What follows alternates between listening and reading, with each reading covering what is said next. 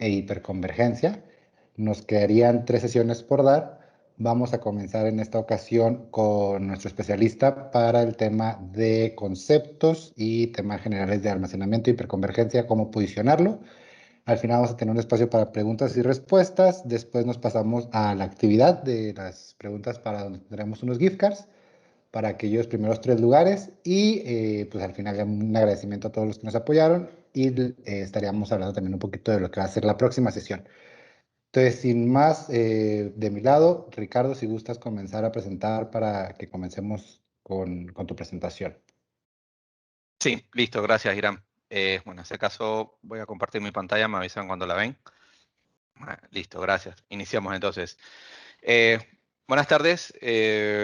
Como mencionó mi compañero Irán, hoy vamos a hablar de lo que es conceptos de hiperconvergencia, muy común, conocido con las siglas en inglés HCI, y vamos a hablar de lo que es conceptos de almacenamiento. Realmente los tópicos a seguir aquí, primero vamos a entrar en lo que es en detalle de qué es lo que conforma un almacenamiento o qué es el almacenamiento en sí, hacia dónde es que se dirige este tipo de estructura, y posteriormente entonces entraremos en lo que viene a traer a colación lo que es la parte de la hiperconvergencia o lo que es HCI. Entonces, dicho eso, eh, realmente un poquito aquí de lo que vendría a ser un poquito de historia. ¿Qué es básicamente un almacenamiento? Un almacenamiento es un sistema en la cual a través de una caja de discos eh, cuenta con ciertas capacidades o cantidades de discos que se le pueden permitir a esta caja, y adicional tienen lo que son unos controladoras, que es lo que se llama, o la inteligencia, que es realmente donde hace que los discos tengan la seguridad y la redundancia que se amerita cuando están almacenando información. Entonces, esto es lo que conocemos con lo que es la parte de arreglos, y dependiendo del tipo de sistemas o dependiendo del tipo de tecnología, asimismo va a cambiar lo que es eh, sus arreglos o cómo cada almacenamiento o storage graba dentro de sus discos. Como bien me lo menciona aquí, nosotros vemos lo que es o dentro de lo que Incomex como tal les puede ayudar. Manejamos todo lo que es la línea de midrange. ¿Y qué es bien hacer o qué representa la línea de midrange o de un rango medio? Es básicamente un equipo en la cual tenga como punto o objetivo a nivel de las controladoras no manejar más de 8 puertos de manera redundante. Cuando ya se saltan a estas estructuras o cuando tienen muchos más puertos asignados para hacer conexiones con los servidores, que es como lo vemos aquí, más que todo el almacenamiento es totalmente independiente a los servidores, y cuando ya sobrepasa esa cantidad de 8 puertos asignados, entonces ya es una estructura un poco tanto diferente o ya entra en un modelo de almacenamiento estilo enterprise, o como se le denomina en inglés, lo que es la parte de high-end. Entonces, como tal, la estructura del almacenamiento viene a contar con lo que serían altas niveles de redundancia, básicamente, en todo lo que es la estructura a nivel de forma de arreglo, cómo se manejan, a nivel de la parte de las controladoras, como mencionaba, y también tiene que contar con redundancia a nivel de las conexiones de los servidores. Por eso aquí en este gráfico que muestro aquí, cuenta con algo básico que serían 2 servidores con 2 switches que los hacen a nivel de manera redundante con la caja de almacenamiento o el storage en sí. Entonces, eh, ¿cómo llega o cómo es el entorno de dónde podemos posesionar o dónde podemos encontrar este tipo de tecnologías? Es más o menos en clientes en las cuales estén buscando dónde proteger sus datos o dónde manejar a nivel de información que no tenga o que no se encuentre de forma aislada o de islas como almacenamiento centralizado en cada servidor. Entonces, el almacenamiento aquí cuenta con un punto muy importante debido a que él es el que va a manejar toda la infraestructura y la información que se esté manejando en cada servidor. Las ventajas que se tiene con esto es muy eficiente en el sentido de que si yo tengo un servidor dedicado a almacenamiento, ese servidor en sí cuenta con su tarjeta madre, que es la que lo hace estar en funcionamiento, cuenta con un procesador, cuenta con una memoria, cuenta con un espacio como tal y adicional memoria. Pero ¿qué sucede si ese equipo llega a tener alguna falla? La información que él está almacenando en él prácticamente no podría ser accesada porque el equipo está con algún inconveniente o algo se le dañó. A pesar de que los servidores hoy en día cuentan con fuentes de poder redundante y conexiones redundantes, pero la arquitectura está basado más que bien para hacer la parte de cómputo. Entonces, por eso es que la importancia de los almacenamientos eh, eh, viene a surgir en este tipo de estructura cuando tienes o cuando vas hacia una virtualización, porque puedes concentrar todo en el storage y este posterior con sus tarjetas controladoras que vendrían a ser servidores similares, tienen su procesador, tienen su memoria integrada, vendrían a jugar el papel de los servidores y de tener su propio sistema para manejar la información de los discos. Entonces, si en un momento determinado una de estas controladoras llega a tener un inconveniente, eh, la información va a seguir siendo accesada por los equipos o por los usuarios, dependiendo de cómo sea la plataforma, porque cuenta con esa doble redundancia. Adicional, como les comentaba, el tipo de arreglo o cómo se hace el funcionamiento de cómo se almacenan estos equipos es lo que te va a brindar ciertas capacidades a nivel de seguridad o de disponibilidad de la información. Muchos de los hoy en día almacenamientos tienen los que se conocen como las 4 o 5 9, que es la disponibilidad que se tiene de la información y dependiendo del tipo de tecnología pueden llegar a tener hasta 6 9, que es lo que se hace referencia a la disponibilidad o la eficiencia que se tiene en los equipos.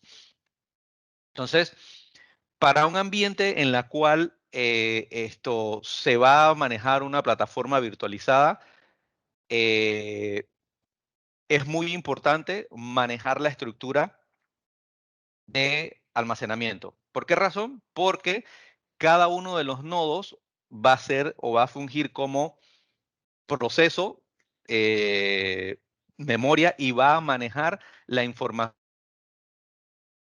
de máquinas virtuales estén dentro del esquema.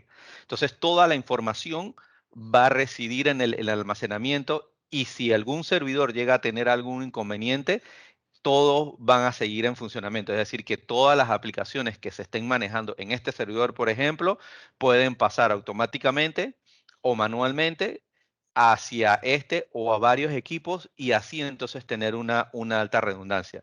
De hecho, lo que se llama la alta disponibilidad, el concepto viene a salir de este tipo de estructuras a nivel de almacenamiento porque es el que te permite centralizar toda la información en un equipo y que puedas tener esa alta disponibilidad en ambos ambientes. Uno de las arquitecturas que se manejan en este tipo de almacenamiento es la arquitectura de 3 niveles, que es lo que denominamos arquitectura tradicional. ¿Por qué una arquitectura tradicional? Porque es una arquitectura en la cual las máquinas virtuales, como hacía mención en la diapositiva anterior, van a pertenecer o van a residir en cada uno de los servidores o también se puede optar por no tener máquinas virtuales, sino equipo físico, toda la información de la base de datos o de las aplicaciones van a residir a nivel de cómputo, van a residir en ese equipo y ese vendría a ser, a nivel de los servidores, vendría a ser el primer tier. El segundo tier vendría a ser lo que es la parte de los, de donde está la parte de la comunicación, que es lo que se ve aquí de la parte de los switches. Estos vendrían a ser los datos y posteriormente estos ser guardados o almacenados en el storage. Entonces, por eso es que se llama una arquitectura de tres niveles o una arquitectura tradicional. Esto es un poco de cómo se detalla una arquitectura ya un poquito en otro contexto de la imagen, cómo se ve una arquitectura de tres niveles o una arquitectura tradicional. Como primer punto, podemos observar lo que es los switches donde están conectados todos los usuarios, eh, las computadoras, las tablets o los móviles, y esto posteriormente hacen referencia a lo que serían la parte de los servidores que están aquí en azul. Toda la información como tal estaría residida en lo que es las unidades de almacenamiento. Estos cubiertos por sus switches para tener la redundancia y entonces poder manejar alta disponibilidad. En caso de que uno de estos switches llegue a tener un inconveniente, el tráfico sigue fluyendo de igual manera. Lo mismo ocurriría si dentro de esta unidad de almacenamiento una de las controladoras llega a tener algún inconveniente, sigue fluyendo la información, o sea, no para la actividad. Eh, Como tal, este es como un ejemplo un poco más detallado de lo que es una arquitectura de tres niveles. Posteriormente, podemos también contar con arquitecturas de dos niveles. Esto es más que todo a nivel de qué tantas cargas de trabajo se requieren, o cuando me refiero a cargas de trabajo, qué aplicaciones son lo suficientemente robustas o no, o qué tanta disponibilidad se va a requerir dentro de las aplicaciones. Podemos contar con una arquitectura de conexión directa, que es más que todo tener el servidor con su unidad de almacenamiento, sus dos controladoras que estén conectadas al servidor de forma directa, es decir, que no van a existir la parte de los switches para la redundancia.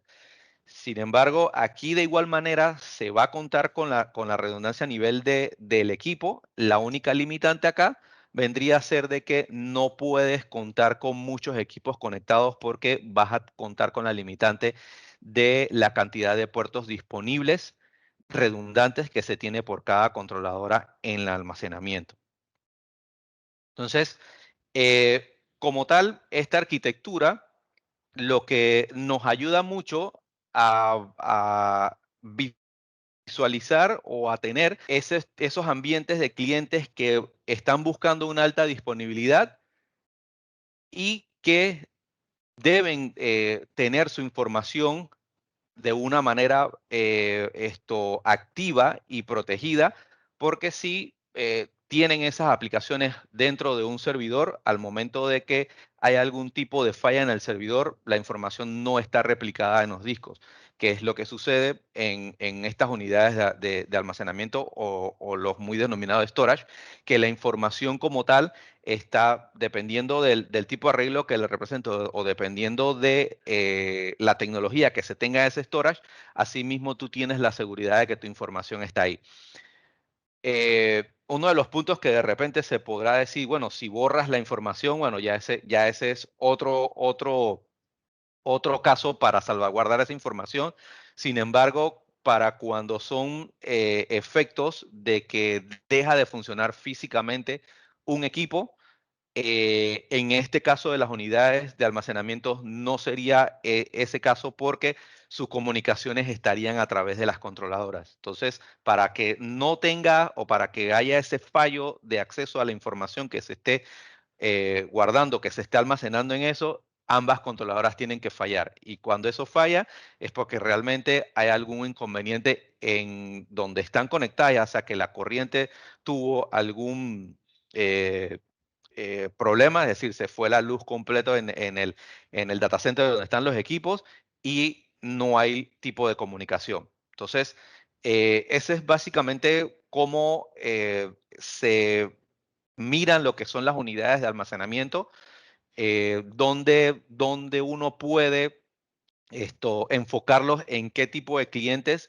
donde hacen mucho sentido clientes que estén buscando ya sea o tener virtualización a nivel de alta disponibilidad y no tenerlos en servidores como islas separados, sino unificarlos en una unidad de almacenamiento, y a la vez también esos clientes que probablemente quieran manejar una alta disponibilidad de sus plataformas físicas, que hoy en día todavía existen algunas aplicaciones que requieren que su base de datos esté replicada. En este caso, pueden manejarlo con una unidad de almacenamiento, toda la base instalada en el mismo, y los servidores funcionando de manera activo y pasivo, que son el escenario donde se haría lo que se denomina un clúster, ¿no?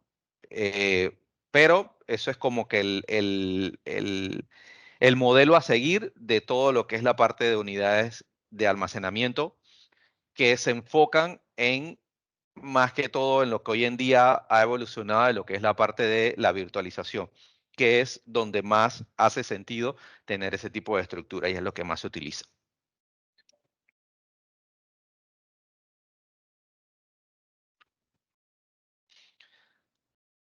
Como siguiente punto, vamos a hablar un poquito del concepto de la hiperconvergencia. La hiperconvergencia como tal es una tecnología que ha salido, en la cual ha venido, como quien dice, a abrir un poquito más el compás o hacer más flexible a nivel de almacenamiento, y agregar lo que es la parte de cómputo para mezclarlo todo en varios equipos. Se le denominan hoy en día nodos, pero lo podemos llamar lo que son servidores, en la cual toda esta información, a través de lo que es el software, que es el que hace la hiperconvergencia, o por como yo le denomino la magia, es donde puede funcionar toda esta estructura sin la necesidad de tener una unidad de almacenamiento como la vimos hace un momento.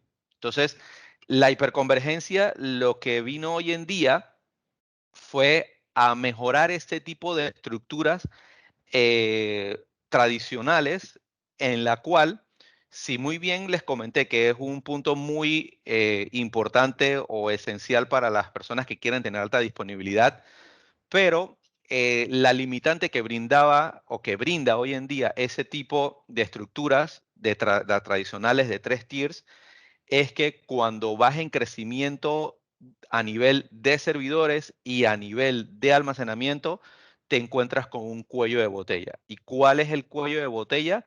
La conexión que tienes entre los switches y los servidores. Entre más servidores tú le vas colocando, vas a encontrar siempre ese tipo de estructura, porque a pesar de que tengas un buen switch o tengas dos buenos switches, vas a encontrar algún tipo de cuello de botella dependiendo de las cargas de trabajo o de la cantidad de equipos virtualizados que puedas tener, más los equipos físicos.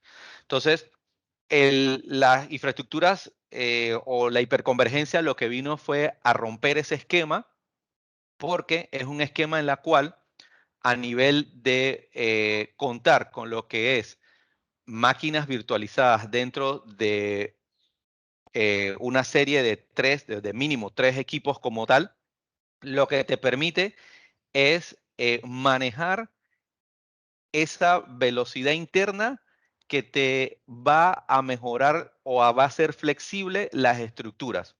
¿En qué sentido? Ya no cuentas con una limitante de conexiones de red entre una unidad de almacenamiento y los servidores. No cuentas con lo que serían equipos o administraciones separadas, en la cual tienes que verificar qué tienes en la unidad de almacenamiento y qué tiene en la parte de los servidores.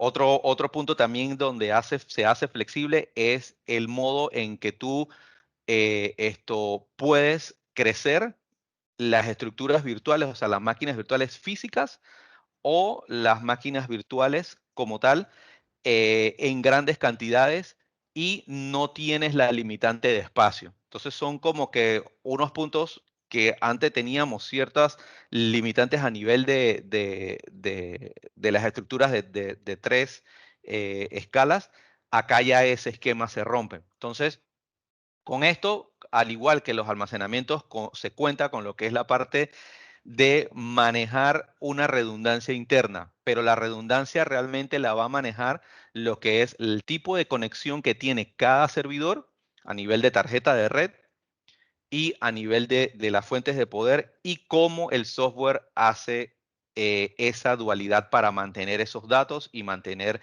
ese esquema totalmente de alta redundancia. Dicho eso, el punto en la cual donde encaja este tipo de estructuras que lo hace ser muy flexibles es que al momento de que tú necesitas hacer un crecimiento, puede ser un crecimiento ya sea horizontal o ya sea de manera vertical. En este caso, lo que podemos ver, iniciamos con 3 nodos y cada uno de estos nodos son totalmente igualitos a nivel de sus discos. Es decir, que aquí tenemos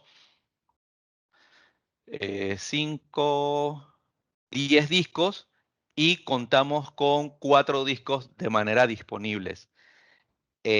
Al momento de tener algún tipo de crecimiento, ya sea de espacio, lo que se opta en este caso es que podemos colocar otro equipo con la misma capacidad, es decir, con la misma cantidad de discos y que tengamos la oportunidad de poder crecer en esos, en esos nodos o en esos servidores de manera horizontal. Entonces, al agregar este tipo de estructura, lo que me va a permitir es que voy a tener más capacidad a la que ya tenía inicialmente. Esa es una de las formas. Y la otra es prácticamente de crecer en cada uno de las unidades o de los servidores y esto es un crecimiento horizontal. Dependiendo de cómo sea la necesidad, en ambos casos, ya sea horizontal o vertical, el cliente o el usuario en este caso, al colocar un nodo adicional o un servidor, se va a incrementar la potencia de procesos que se esté manejando internamente. No solamente se ve a nivel de lo que es espacio, sino que también se incrementa en memoria y en procesador. A esto es lo que hacía referencia de cómo la hiperconvergencia ha venido a flexibilizar o a hacer más flexible que una estructura tradicional de tres escalas, porque tiendes a crecer en ese sentido. Si un ejemplo necesitas contar, como mencionaba hace un momento, tienes 3 nodos, en este caso hay 4 aquí, pero vamos a poner que sean estos 4 nodos y tienes alrededor de 50 máquinas, pero tu necesidad es crecer en más espacio, se hace la verificación. Si tienes más espacio para colectar, dependiendo de la cantidad, colocar discos adicionales o colocar un nodo adicional. Si el caso de crecimiento es en más servidores virtuales, entonces se hace un estimado de colocar otro nodo adicional y va incrementándose el performance y adicional la capacidad del mismo. Entonces, en estos esquemas, dependiendo de qué plataforma es la que tú vas a estar utilizando, ya sea VMware o ya sea la plataforma de hiperconvergencia de Microsoft, depende de cómo es el crecimiento y qué tantos nodos puedes crecer. Por un ejemplo, en la parte de VMware, los mínimos de nodos que se requieren son 3 nodos y la cantidad máxima de nodos puede llegar hasta 32. En el caso de Microsoft, con su Azure Stack, el mínimo pueden ser 2, dependiendo de la carga de trabajo, y el máximo pueden llegar a ser hasta 16 nodos o 16 servidores. Entonces, como notan, esto es más bien una estructura que es muy flexible a las aplicaciones y al crecimiento que se cuenta de esas aplicaciones. Si el cliente está buscando o está mirando algún tipo de almacenar información de mucha capacidad, entonces ahí en ese caso, que no va a contar con muchos servidores, en ese caso puede ir con una estructura tradicional o de tres escalas. Pero si la idea es subir de ambos sentidos, tanto de cargas de trabajo, de cantidades de máquinas virtuales y de espacio, entonces una estructura o una hiperconvergencia es lo que encaja en este tipo de ambientes. En este caso, era lo que le tenía preparado para el día de hoy. Muchas gracias. Si tienen alguna consulta o duda, la pueden hacer en el chat y con Sí, mucho gusto sí, les ahí hay atiendo. una consulta, Rick, tal cual, que pregunta Marco Jiménez. ¿Cómo funciona? ¿Se puede en un mismo servidor anidar varios discos e instalar una base de datos y controlarlo con software integrado a los servidores de él? ¿O puedes anidar varios servidores e integrarlo a solo una base de datos, controlarlo con un software integrado en servidores? Esa Ok, es la pregunta que tenemos. muy buena pregunta, Marcos. Bueno, de hecho, las funciones de la hiperconvergencia va más que todo ligado a que el mismo software es el que integra todos los dispositivos de hardware. Es decir, él controla lo que es la parte de los discos, él controla la parte de los arreglos que tiene esos discos, él controla las tarjetas de red, controla los procesadores y las memorias. Entonces, el software es el que realmente te va a permitir montar esa base de datos, es decir, si tienes una base de datos Oracle, tú virtualizas esa base de datos en Oracle y él te va a dar la alta disponibilidad, ya sea de espacio o ya sea de performance a nivel de procesador. No es que la anidas a los equipos. Ya en sí, en este tipo de estructura, el hardware, como quien dice, tiende a estar en un paso arriba de lo que el hardware tiene. Entonces, el que tiene el control de toda esta parte de los discos, de qué espacio, cómo hago mi redundancia para que todas esas máquinas estén en funcionamiento, lo hace lo que es el software, ya sea VMware, en este caso con vSAN, o ya sea Microsoft con su Azure Stack. Perfecto, muchas gracias. No sé si hay alguna otra duda o alguna otra pregunta sobre este tema. Ahí en lo que nos escriben. Bueno, para comentarles que recuerden, nosotros podemos ir con almacenamiento ya sea a través de hiperconvergencia o a través de un almacenamiento tradicional, como lo comentó Ricardo. Lo interesante aquí es evaluar a nuestros clientes. Y algo que vamos a estar viendo en la próxima sesión, que creo que algunos de ustedes ya lo conocen, pero no todos, es el Live Optics, que es una herramienta que nos va a poder ayudar mucho a analizar lo que ya tiene el cliente, saber en qué punto están y a partir de ahí saber hacia dónde quieren ir para ver qué es mejor, si un ambiente de hiperconvergencia o un ambiente de almacenamiento. Realmente no es que sea uno mejor que otro, sino que es más en base a la necesidad a donde quiera ir el cliente, cómo quiere crecer, a dónde se ve en un futuro para poder planear su crecimiento y poder ya sea ir creciendo por nodos o a través de bandejas en almacenamientos tradicionales. Otra pregunta que tenemos ahí es ambientes virtuales actuales soportados en Dell HCI. Rick, si nos puedes ayudar con esa. Ambientes virtuales actuales soportados en Dell HCI.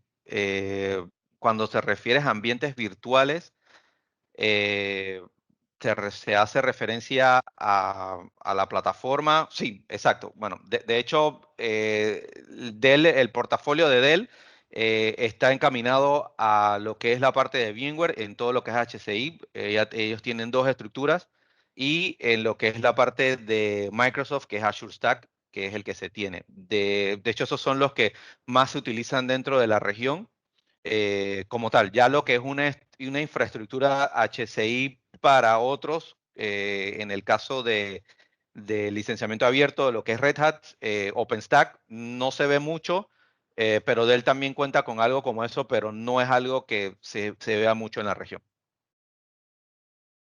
Y ahí corrígeme si me equivoco, Ricardo, pero también si tienen múltiples hipervisores, también tenemos el bFlex, si no me equivoco, que soporta Sí, varios hipervisores para no solamente amarrarlo con, corrígeme o si puedes agregar un poquito más. sí, de hecho, en la parte o sea, de lo que es el portafolio en sí, hay unas estructuras en las cuales pueden ser mixtas, en la cual puedes tener una estructura de hiperconvergencia que no necesariamente esté ligada a lo que es la parte de VMware o Microsoft. En este caso, Dell cuenta con una estructura que puedes utilizar ambos ambientes, está tanto VMware, lo que es la parte de vSphere y la parte de Hyper-V, mezclado en un entorno de hiperconvergencia con lo que serían los biflex exactamente. Pero sí, eso es más que todo a nivel del portafolio que tiene Dell.